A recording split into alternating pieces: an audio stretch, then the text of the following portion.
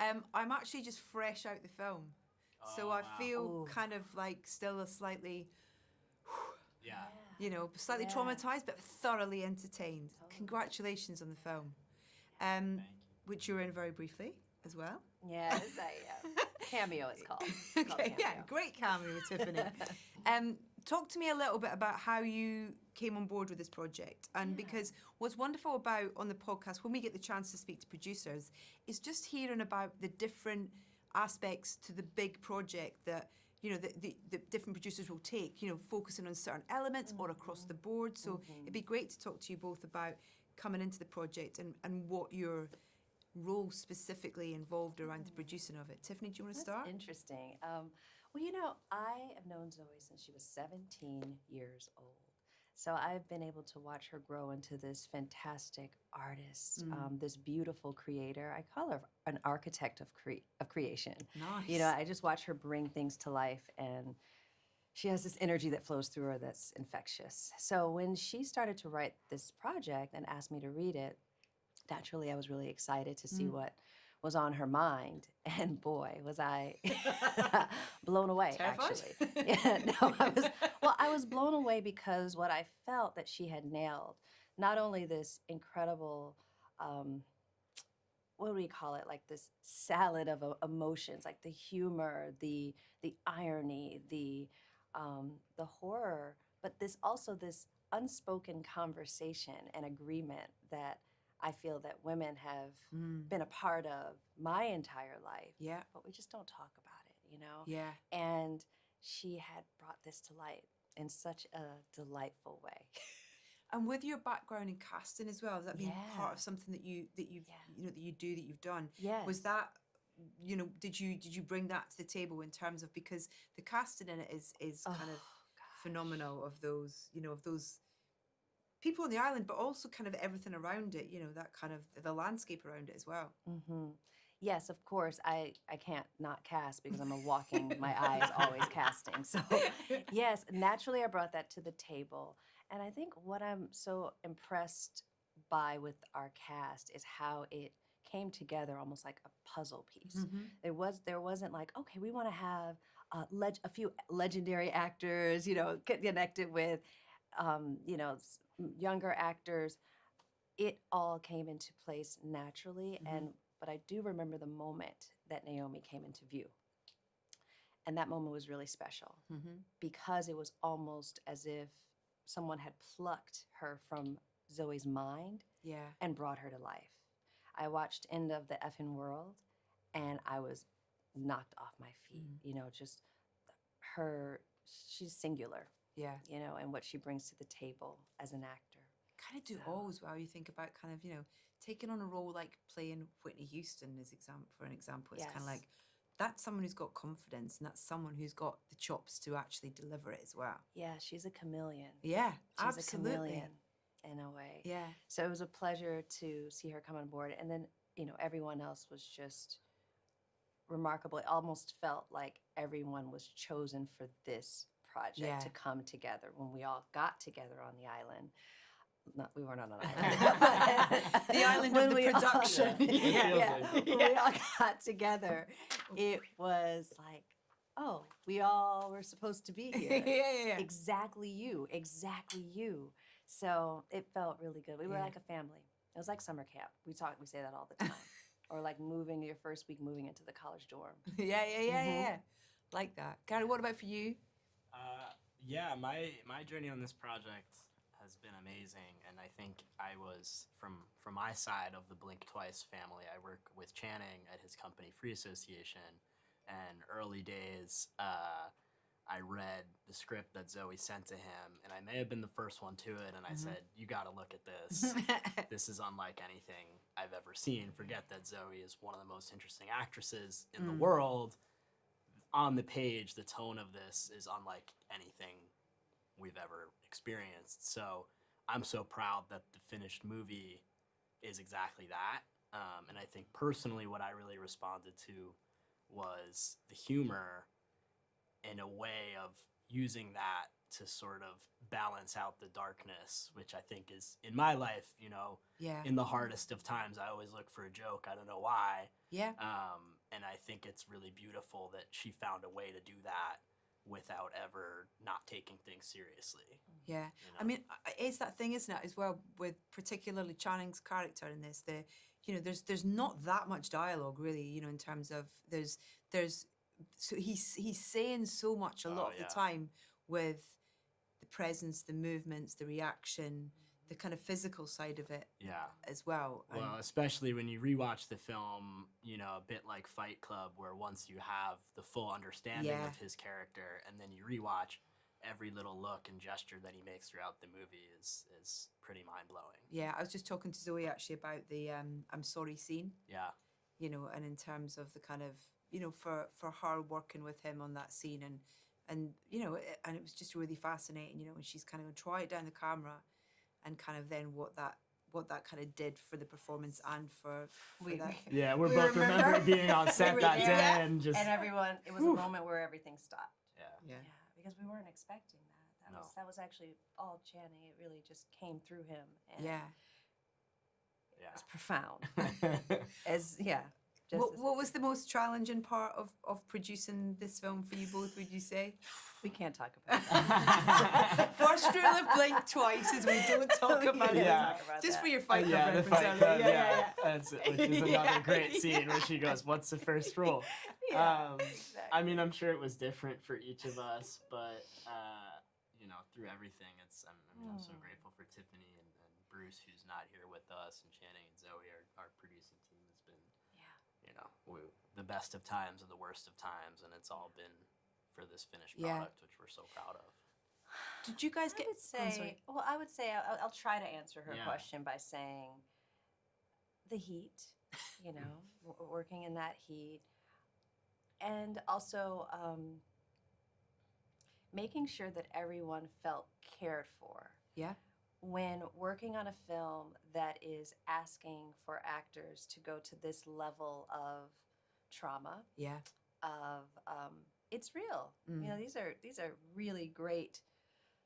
I want to say actors again, but they're really great at what they do, and so they're truly going there. And so making sure that they felt cared for and rebalancing that energy, that's actually something that I took on, and I feel really good about being able to bring that to the table for them.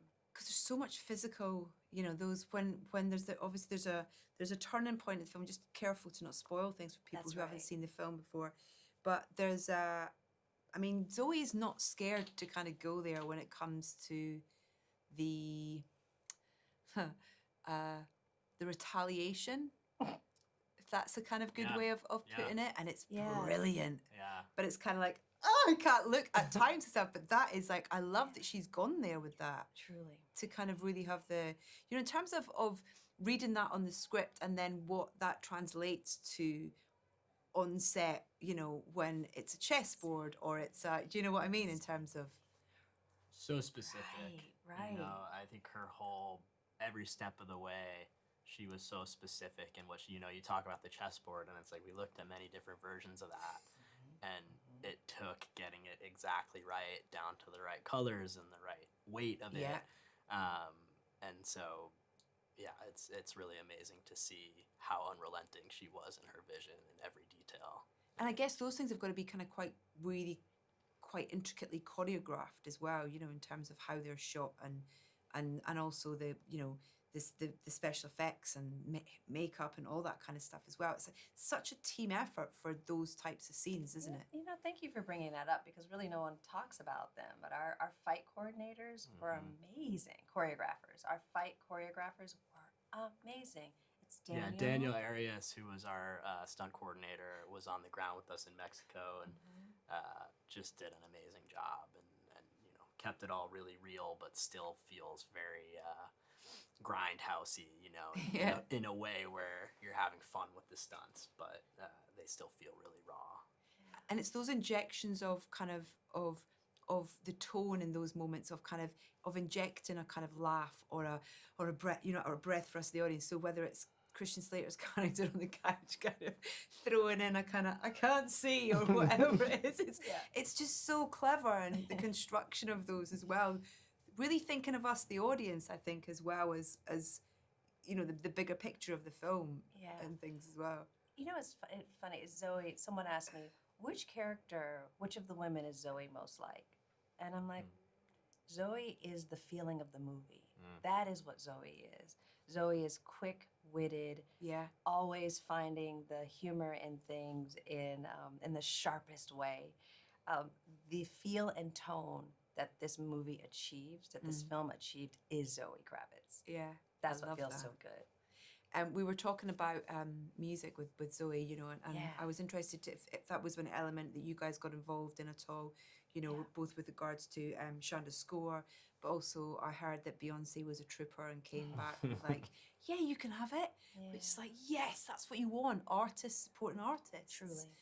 So were you involved in that side of things? Yeah? I'd love to say I called Beyonce, but that wasn't my area. She didn't pick up But, that day. yeah, I mean, we weighed in on everything musically. I mean, Tiffany especially. Yeah.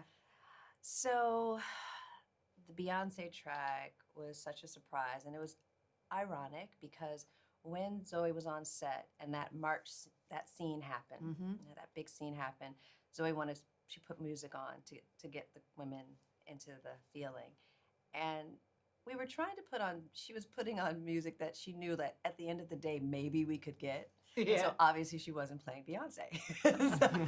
And Naomi and Frida and Sarah kept saying, Beyonce, Beyonce, we want Beyonce. So it's just ironic that at the end of the day, we tried so many songs, you know, song after song, trying to find the right one. And that is the track that was made for it. Yeah. So when we sent it to her team, all we could do was just, you know, hope for the best. And she came back with this incredible response. And yeah, I mean, we had to pay for it to some degree. Well, how do I say this? Yeah. It wasn't a gift, but it was a gift. Yeah, absolutely. It was. We know how much people can ask for 30 seconds of a track, and it's kind of like, it was a real gift. Yeah. Thank you, Beyonce. Yeah. Yeah. Another part. Did you want to talk about Shonda? Please, yeah. So Shonda was really special because when we found Shonda, I had a conversation with her before she came on board, and I said, you know, the work that she does is beautiful.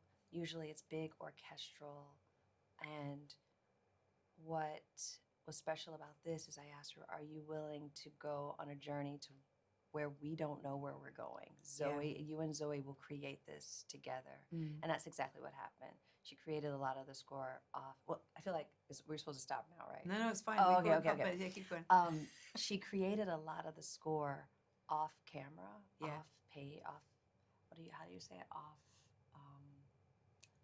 She created a lot of the score off picture. Yeah. And created sounds, textures, and sonic moods. Yeah. And she would send those over to Zoe, and Zoe would work with her music editor, and they would put it to picture.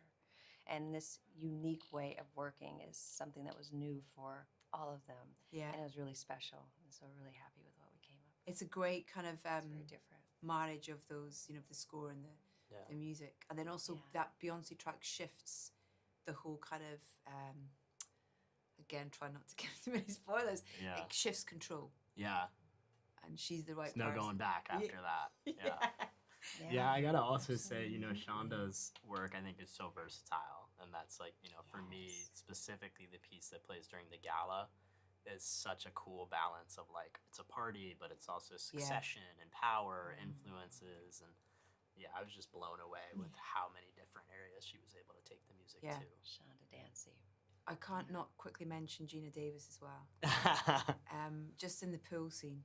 Yeah. Where she kind of goes and then just walks through the pool. And I'm just going to put it out there, I think she's his sister. She's what? She's Channing's sister. Oh, yeah, that's great. That's a great like that. theory. Yeah. I like that. Yeah.